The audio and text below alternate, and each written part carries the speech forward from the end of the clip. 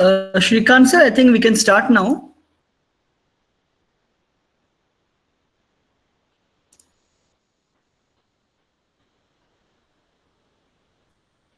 So,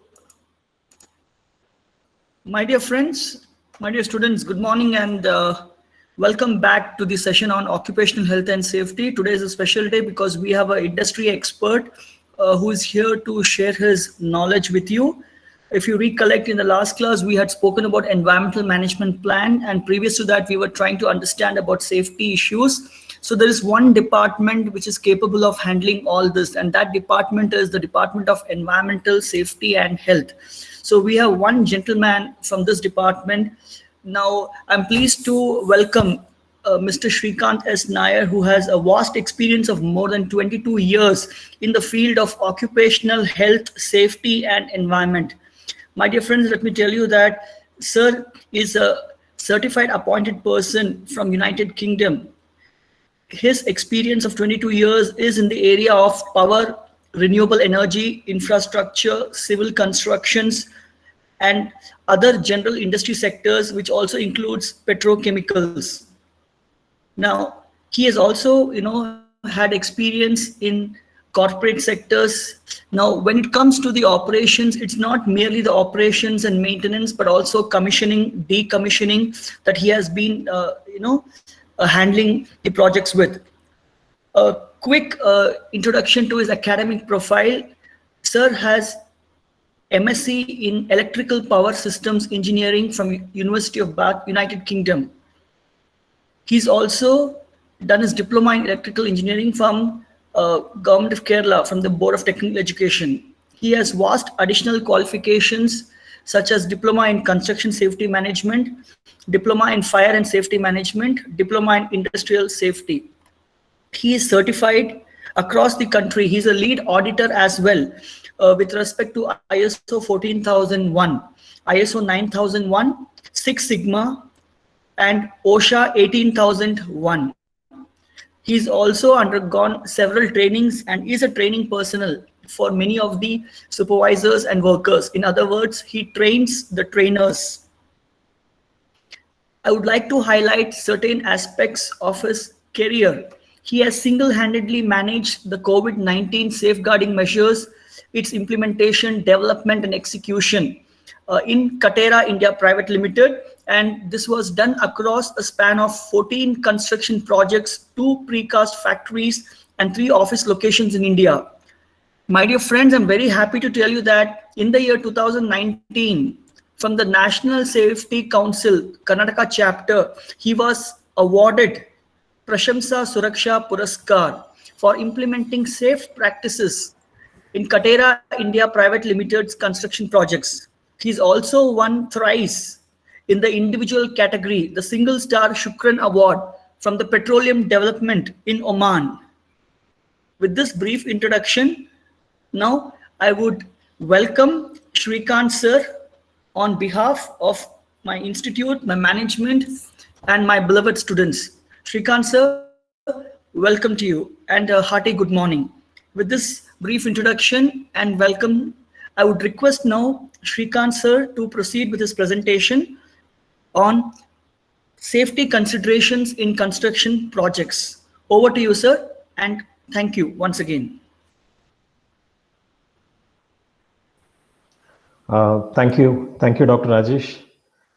Thank you for such a lovely introduction, and thank you for giving me this opportunity to share this, share my knowledge with the emerging professionals, in your college. Thank you so much.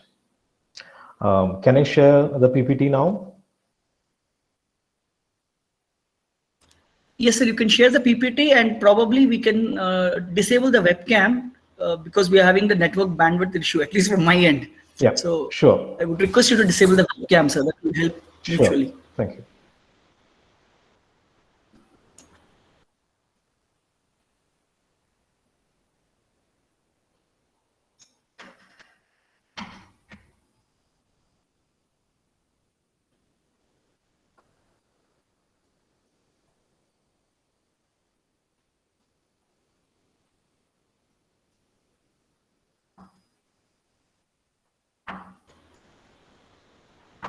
Rajesh, am I audible?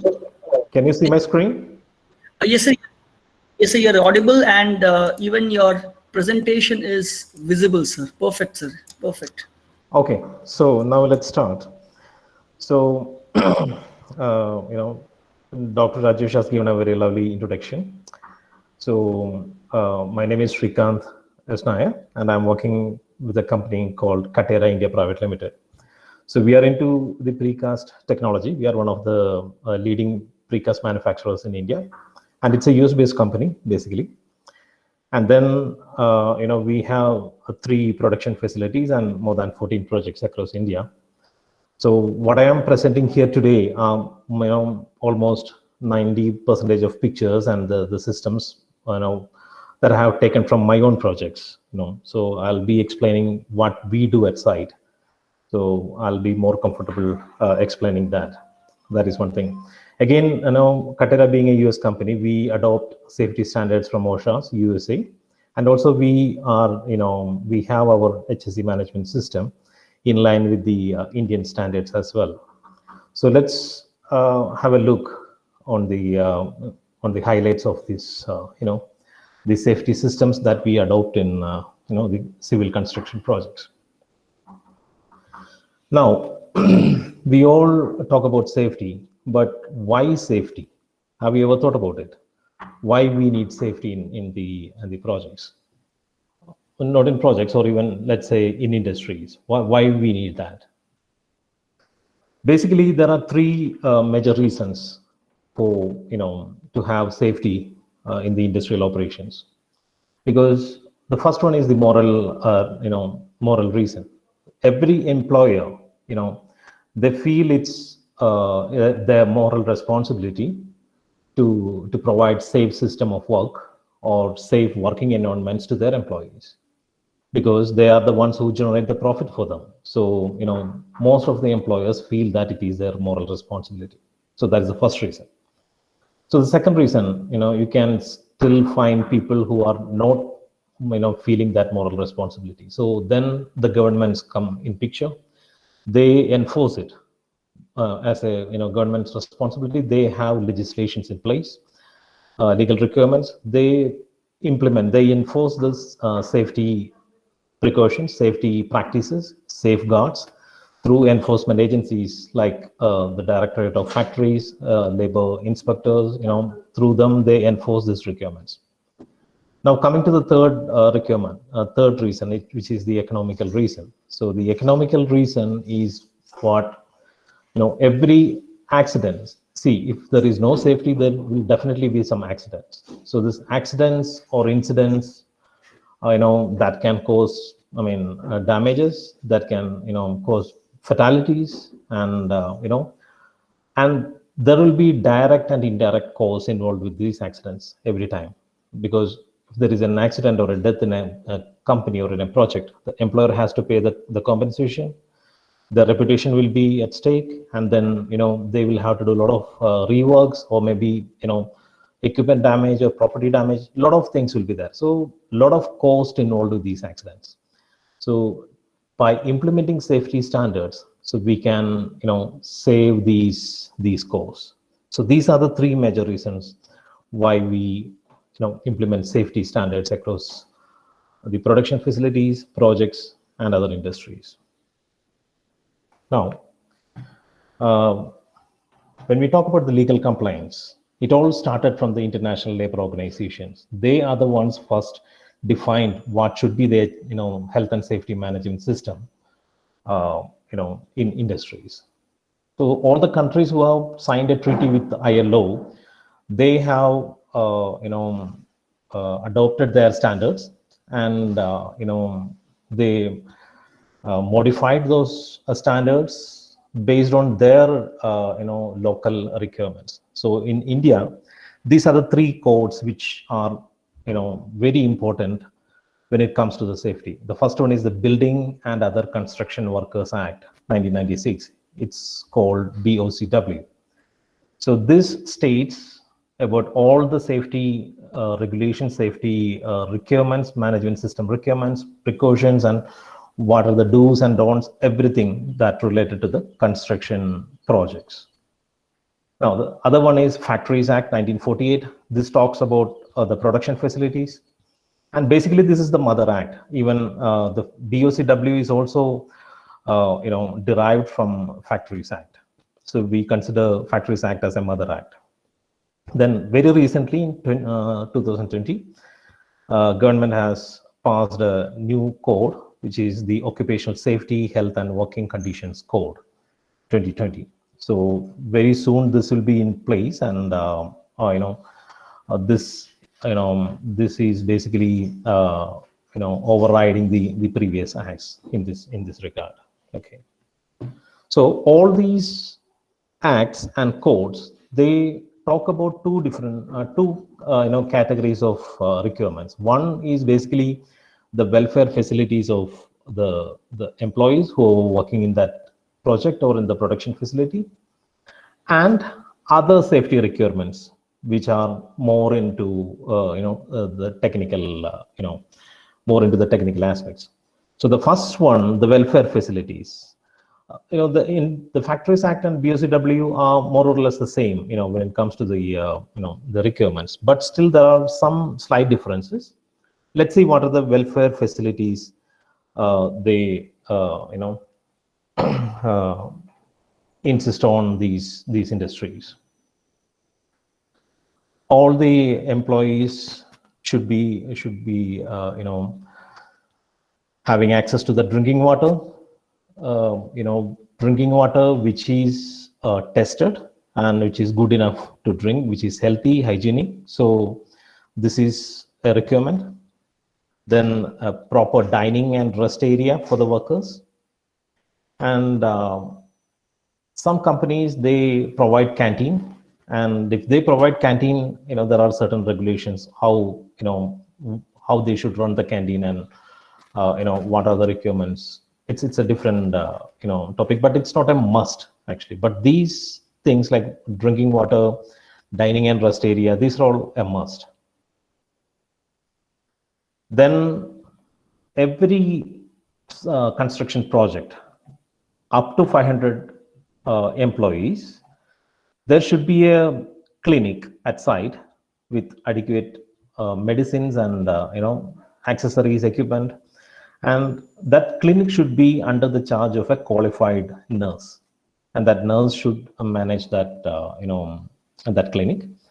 And if the number of employees are more than 500, then there should be a medical officer, means a doctor, qualified doctor, and there should be a standby emergency ambulance van for the transportation of any victims in case of any emergency or an accident.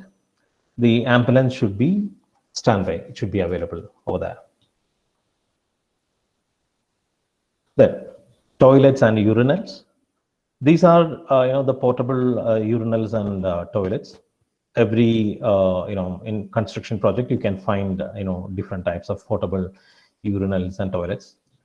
BOCW doesn't say any ratio about this, but in Factories Act they say for every 25 worker there should be one urinal or a toilet. So as the number of people increases, the the facility, the toilets and urinal facility also should be increased.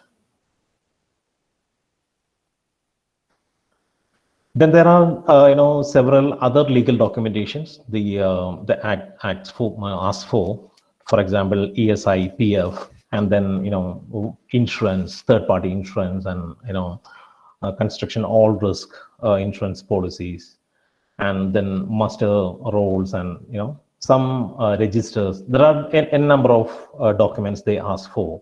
So every employer in India, every construction project, they must follow these documentations, and there will be audits from the from the Directorate of Factories, or Directorate of Industrial Safety and Health.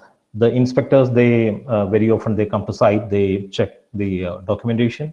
Also, they inspect the facilities, welfare facilities, and other safety practices what we are following at site. So these things will be inspected by the government. So unlike the earlier days, now every employer is more serious about these requirements, and now we can see that that trend is, there is a change in that trend.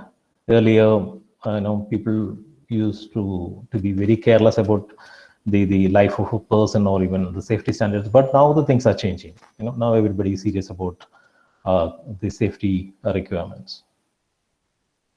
Now, let's see the general provisions under this Act. This Act talks about a lot of requirements. And when it comes to the personal safety, there are various types of personal protective equipments like PPEs, the standard asks for. And there are IS standards for each and every PPE. They should comply with the technical aspects and the parameters which are mentioned in the IS code. For the head protection, we use hats. Everybody knows that, we use this. We say it's the helmet as well. And you might have noticed there are different colors of helmets they use at site.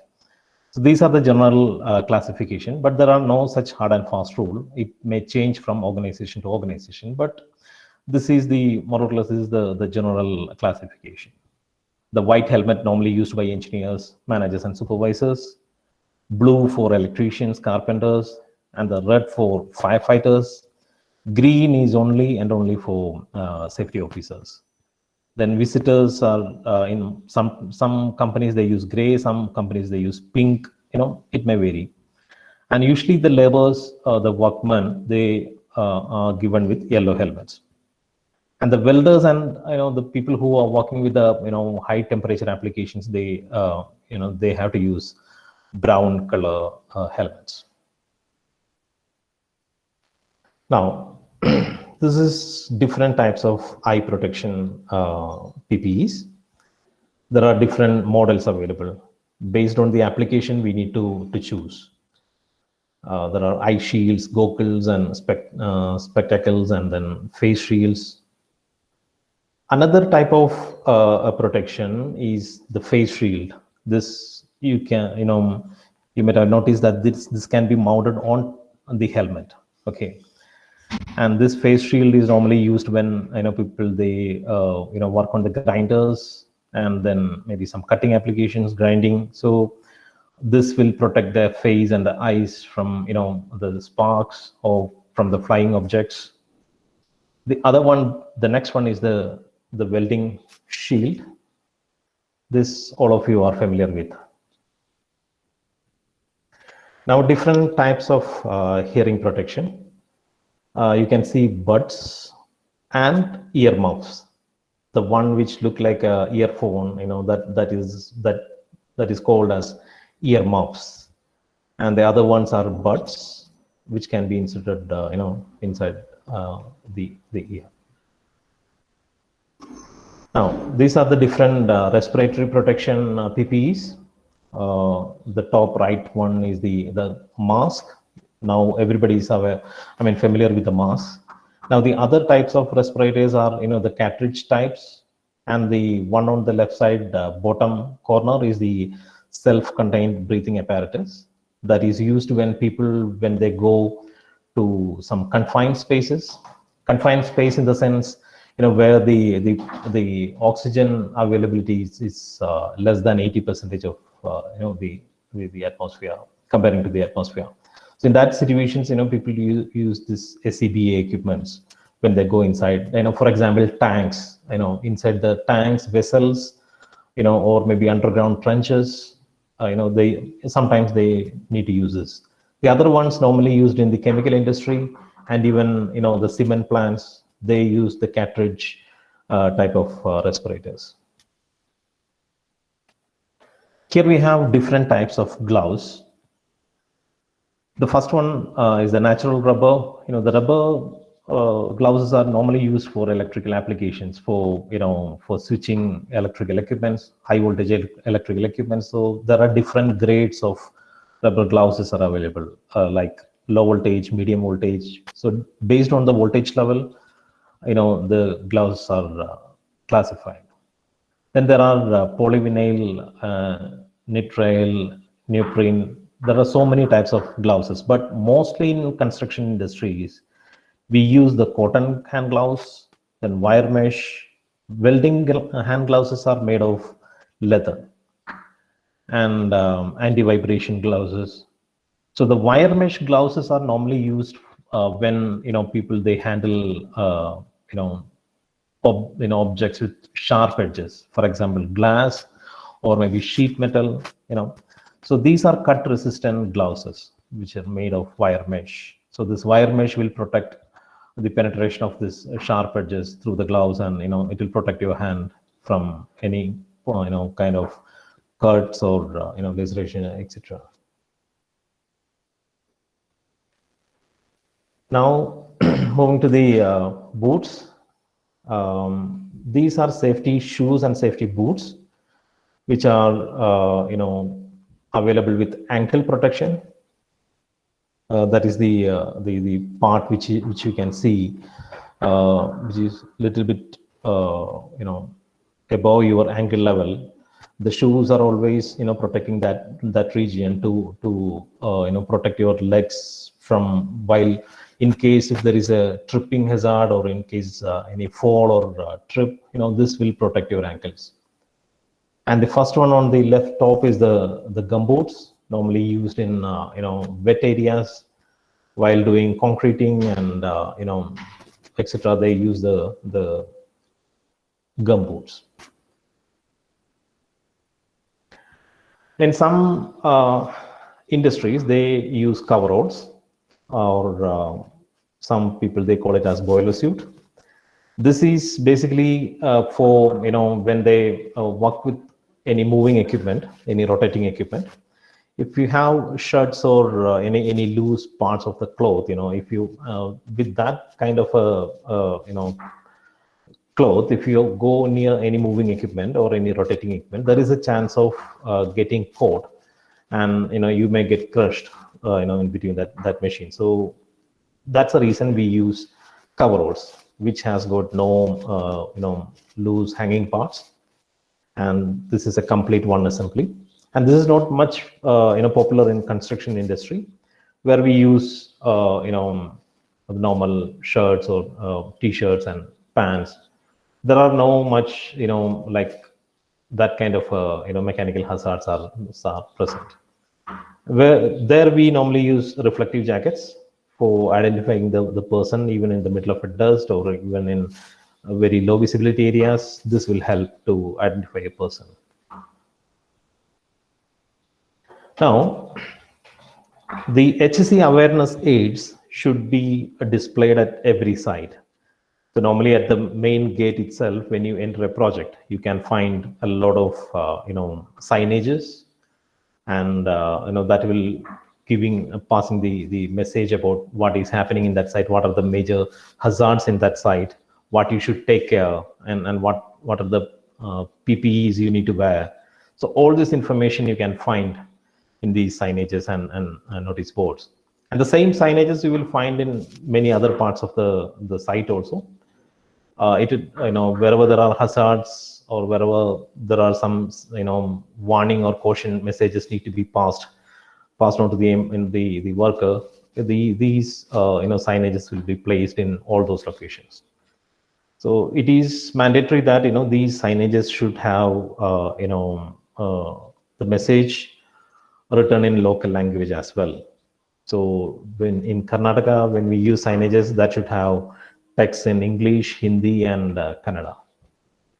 And the other one is the left side is the PPE park. That is basically a display of PPEs, what are to be followed in this particular site. So you can see helmets, then jackets, gumboot and gloves. A lot of things are there. But did you notice there is something which is around that mannequin doll's shoulder?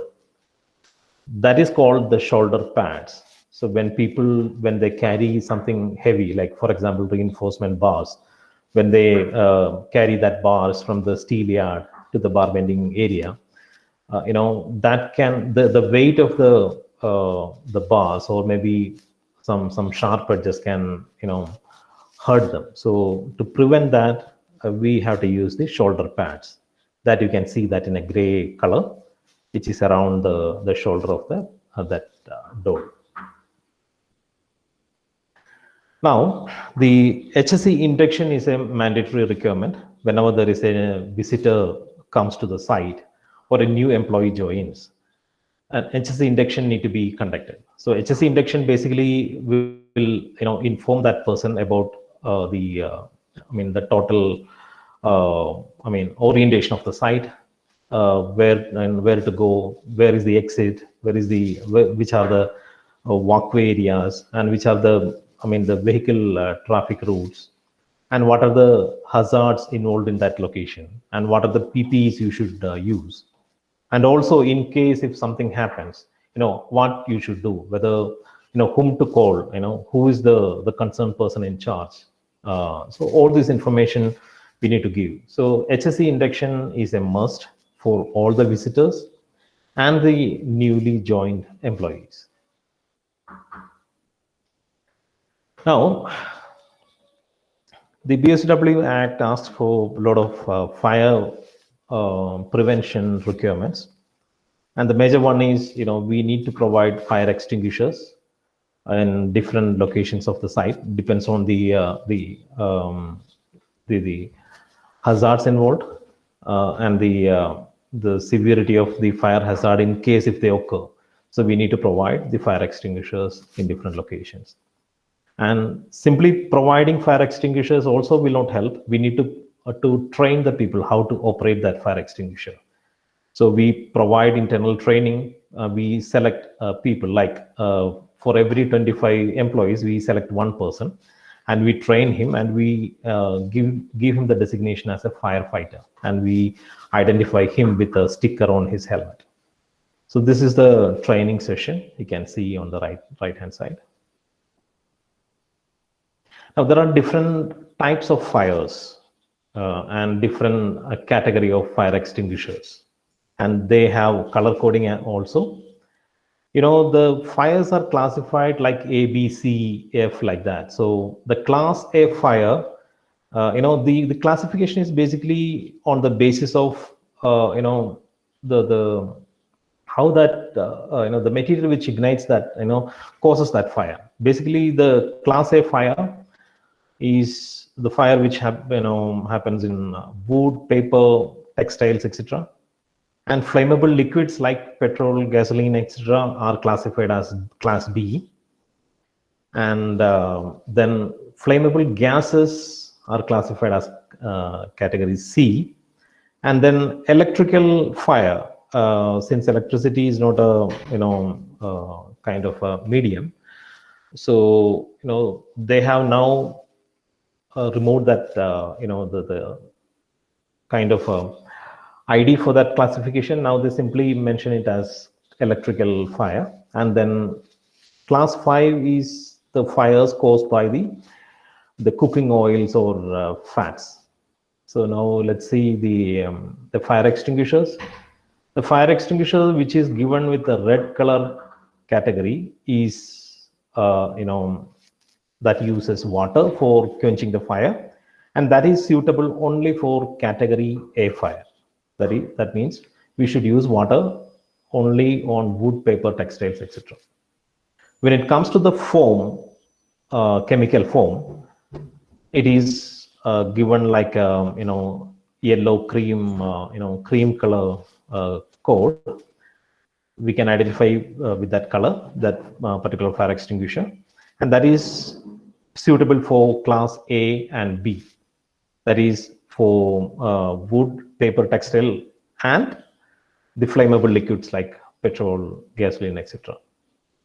Then when it comes to the dry powder, chemical dry powder, it is the color coding is blue, and we can use it for A, B, C, and also in electrical fires.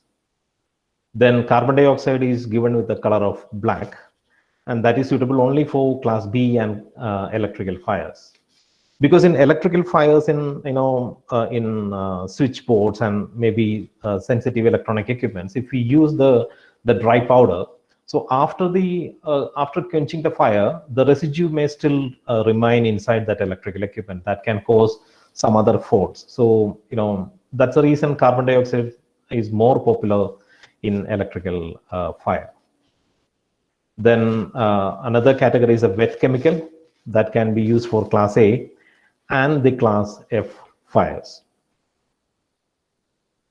Now let's see how the extinguisher to be operated. You need to remember this PASS word. This P stands for pull. First, we need to pull the pin which locks that lever. That is pull. Second is A, that is aim. The fire extinguisher should be aimed at the base of the fire. And then S for squeeze, squeezing the lever. When you squeeze the lever, the quenching medium, whatever inside, whether it's a powder or CO2 or it's a foam, that will come out. And then use sweep, that is the last S. So pass means pull, aim, squeeze, and sweep. You need to sweep the fire extinguisher to the base of the fire from left to right, right to left, continuously. But one thing you need to remember, you should not attempt to quench a fire which is bigger than the size of a football. Okay, so if a fire is that large, don't try to attempt quenching the fire. You evacuate the area and call for help. You dial the fire brigade and they will take care. Okay, so these extinguishers should not be used for extinguishing large fires. Then there should be emergency response arrangements in each location, and this evacuation plans should be displayed in different locations. That means the employee should be able to understand, in case of any fire or any other kind of emergency, what he should do. He should there are green marked path is marked through the green, and through that route the employee has to come out of that facility, and he should wait near an assembly point. Assembly points will be marked in green, so there they have to assemble. So during this emergency, to manage that emergency situation, there should be an emergency response team. So one emergency response team leader will be there. Under him there will be volunteers, so they will be helping people to come out of that situation. And at the time of emergency, people will be panicking, and then it will be very difficult to control the situation, and that can cause more damages. It can maybe worsen the situation. So every industry should have an emergency response team and a response plan like this. The emergency response arrangements also should be tested, like whether at least once in 3 months we should check whether these response arrangements are really good enough, whether they are effective, whether they are the preparedness is really effective. That we need to check. So every 3 months they will create a scenario, and it's just like an act. It's a mock drill. Some scenario they will create, like a person fell from the height, so ambulance will come, the first aiders will come, they will give the first aid, and they take the person in the ambulance to the hospital. So one person will be there, he will be announcing, he will be giving the instructions, and also he will observe the drill, and he will note down the timings, and that will help us to understand whether there are any flaws in the system, or maybe whether there are any gaps in the system. So after every drill, we will evaluate the system for further improvement. Then chemical storage should be exclusively some designated area should be given for the storage of chemicals. You can see that in the shelf there are trays, and the chemicals are placed in the trays. That is for preventing any spillage. And also these chemicals should be grouped together based on their reactivity with each other. There are material data sheets will be available with every chemical. So based on that, the safety officer in charge will assess the risk involved, and then they will place it appropriately in the chemical storage. But during the handling of the chemical, in case if there is a splash or in case there is an accident, to handle that, emergency eye wash stations should be there. So this is kind of a water tank. When you pull that red color flap, the water will start flowing through that vents. So the person can, show his eyes and then, he can wash that. In some companies, some production facilities, even emergency shower also will be provided. That depends on the chemicals and the quantity and the type of operation. Different safety precautions we need to take. Now, the electrical safety is another major concern in the construction projects. There are power distribution networks will be there, cables, and this temporary distribution systems are very, very prone to have faults, and then that can cause a lot of damage. And even that is very risky to the human life as well. So these networks should be periodically tested. There are weekly tests, monthly tests. Even the earth resistance will be measured every month, and then the earth leakage circuit breakers will be tested every month. So these practices will be keep on happening, and there will be authorized competent electrical person will be there. So he will be looking after the operation and maintenance of these equipments.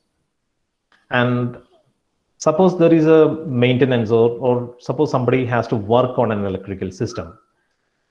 He may switch off and he will start working. And if he's working, the location of work is, suppose if it is away from the switchboard. So somebody else can come and suppose if he switch it on again, the person who will be working in the electrical equipment will be electrocuted. So that's a major risk in this field. So that's why there is a system is implemented called lockout tagout system, that is called LOTO. So this is an energy isolation procedure. So after switching it off, we need to put a padlock, and you have to put a tag stating the information, who has put the tag, why it is put, the reason, what kind of work is going on. All this information you can find in the tag. So if somebody comes, when he see the tag and the padlock, he will not attempt to do anything on that. And the person who is working on the other end will be safe. So after the completion of the work, he will come back, he will remove the padlock, remove the tag, and then he will normalize the system. So it is, it's a safe isolation procedure, lockout tagout. Then all the electrical power tools are to be inspected every week, and inspection stickers will be placed on it. And if it found faulty, they will put a red sticker. So whoever finds this red sticker on the power tool, they should not use that power tool, and that will be quarantined and put it in the store for further repair. Now, the access to the site, there should be defined paths for vehicle routes and also for the pedestrian. And, the signages should be available. Barricading should be there if there are,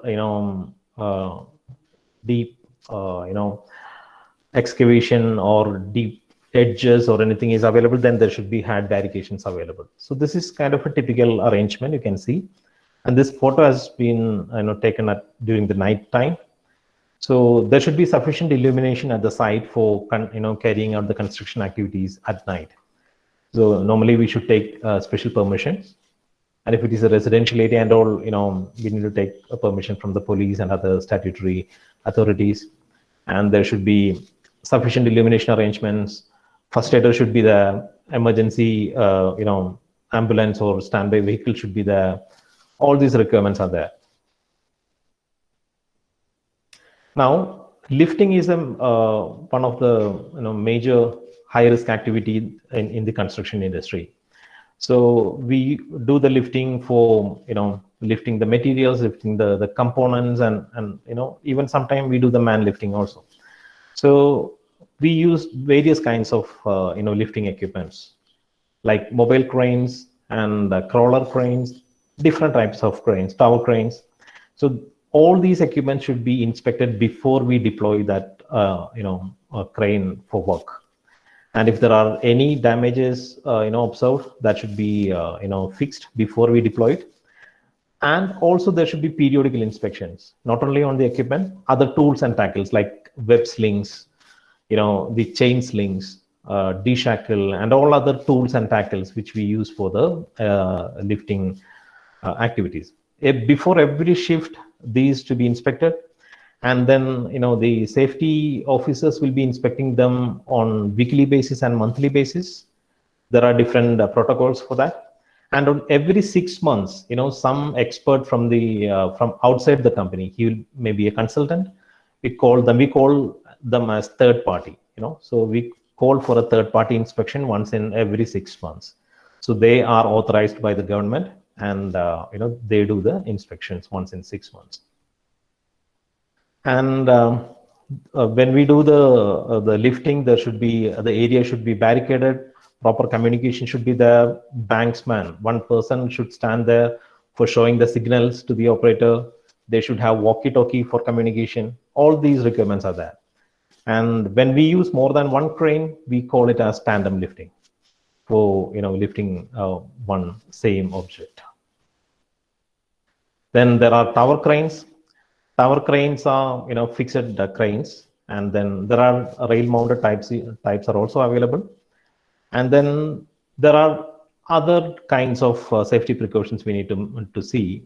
These should not be operated in adverse weather conditions, and there should be lightning protection features. There should be aircraft warning features on the crane. You might have seen LED lights on top, so that is for the aircraft warning.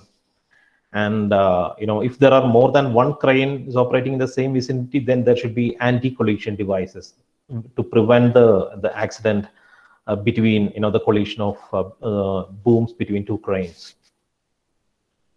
And these are some popular earth moving equipments. The first one is the technical name is backhoe loader, but usually we call it as JCB. But JCB, it's a manufacturer's name, like the Xerox and all. The people usually they call it. They are familiar with that name. So the actual technical name nobody knows nowadays. So this is a backhoe loader, then rollers, and then excavator, dumping truck, grader, bulldozer. One thing is we need to make sure is with every plant like this, there should be a banksman. So one person should always stand along with this equipment to give proper instruction to the operator. And that person will make sure whether there are any risks, any other hazards there around this machine, people are moving around, or any other plant is there, or any other obstructions are there. So this person is a must, the banksman. Then excavation. Every project starts with the excavation activities, but there are certain things we need to be very careful. Before we start the excavation, we should identify all the underground facilities, utilities, basically the power cables, pipelines, that we need to identify. That is the first requirement. Then, we also should have earth excavation permits, maybe from the owner of the facility or maybe from the government. And also there should be, safeguards to avoid the soil collapse. And trucks should be there to take out the soil, and proper access should be there to the excavated area. There are so many other safety measures we need to consider for excavation activities. That again, it's on case-to-case basis we need to see. So these are the different types of shoring methods. You being civil engineers, you are familiar with these kind of techniques. This to provide the collapse of the soil. Now we also work with portable ladders and A-type ladders.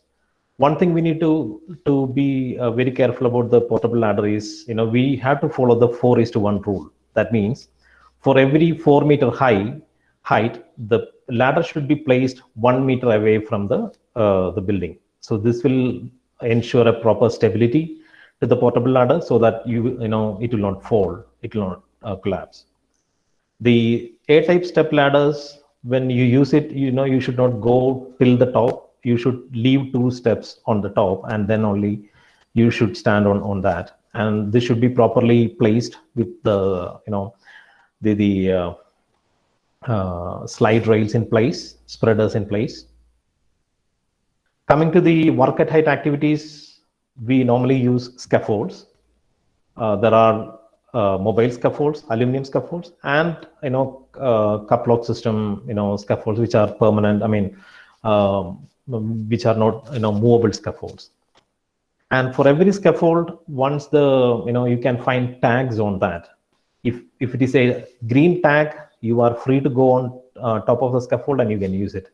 But if it is a red tag, you should not use it, because there may be some component missing, or that may not be having a proper stability. And sometimes you will find yellow board also, yellow tag also. That is when some maintenance is going on in the scaffold. This is a rope, a suspended platform. This also we use mainly when you work with aluminum and glazing works to work on the exterior side of the buildings. These are different types of mobile elevated working platforms. Sometimes we call it as cherry picker or scissor lift and aerial lift. So this also used for working at height. Now, when you are working at height, you should use the full body harness. And in the back side, you can see that clamp, which is called lanyard.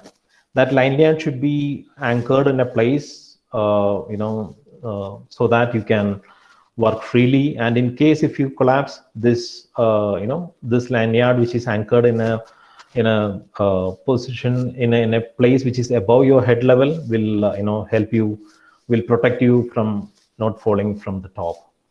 And when during the concreting activities and all for high-rise building projects, there won't be any specific anchoring points available. So we provide lifelines, which are ropes, tied, secured in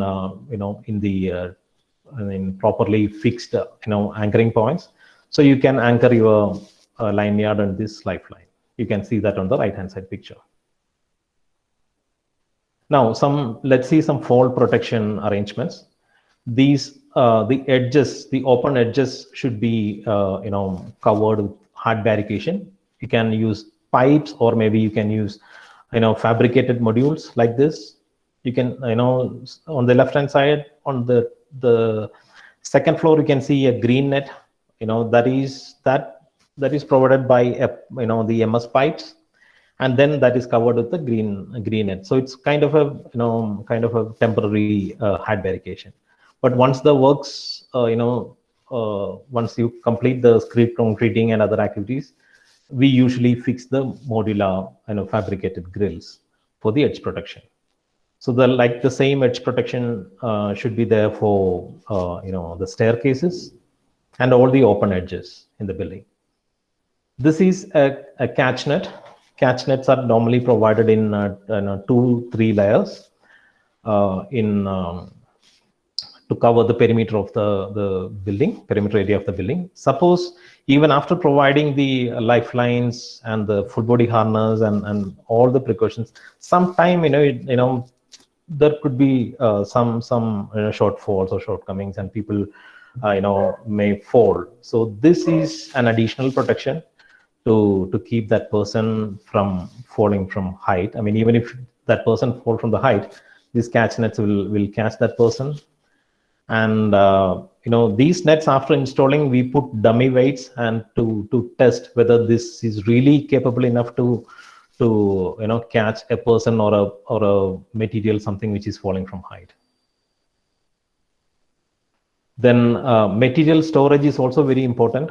Loosely kept materials, or materials which are lying here and there, that can cause trip hazards, fall hazards, and then even it can present with fire hazards as well. So the material should be properly stacked in stores, and the gases and the flammable material should be stored separately, like ventilated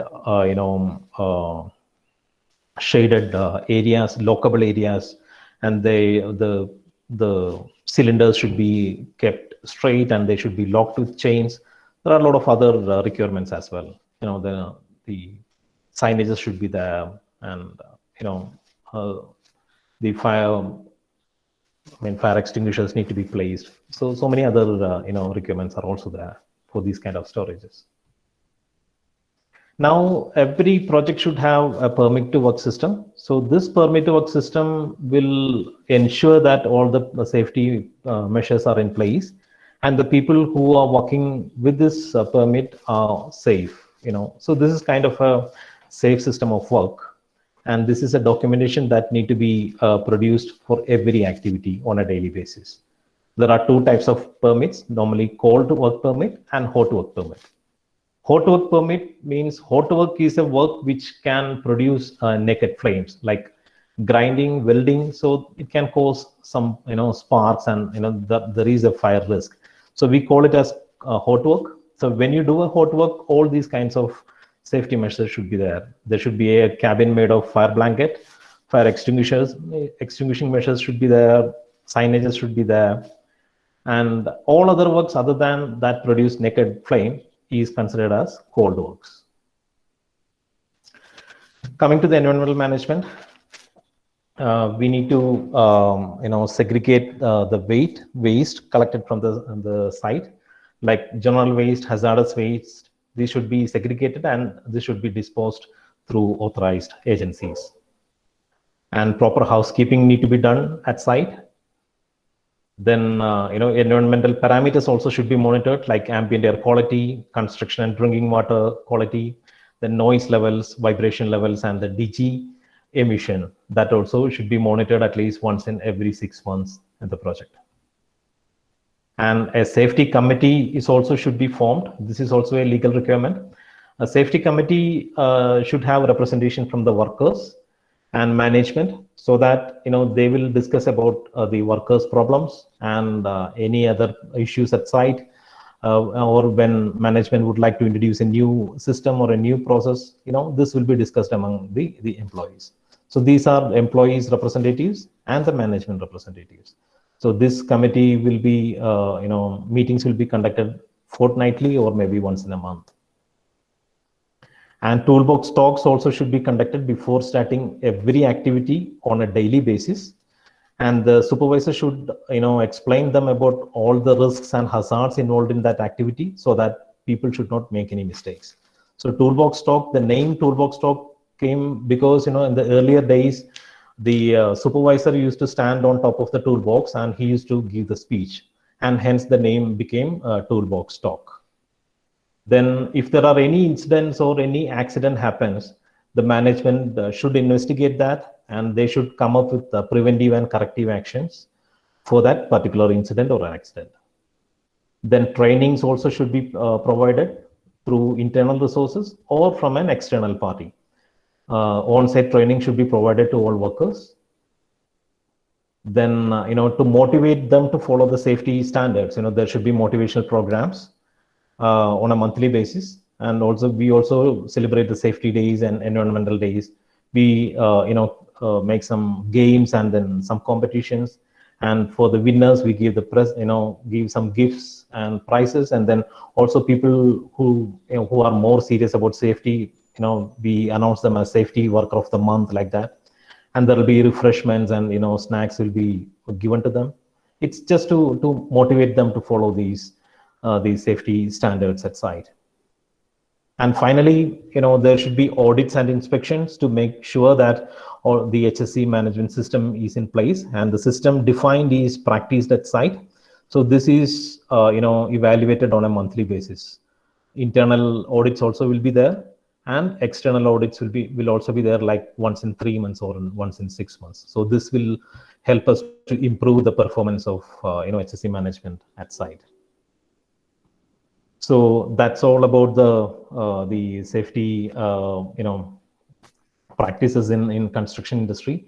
And this is just I was trying to give you just a glimpse of all these practices, the highlighted activities from the sites. But there are many other requirements at site.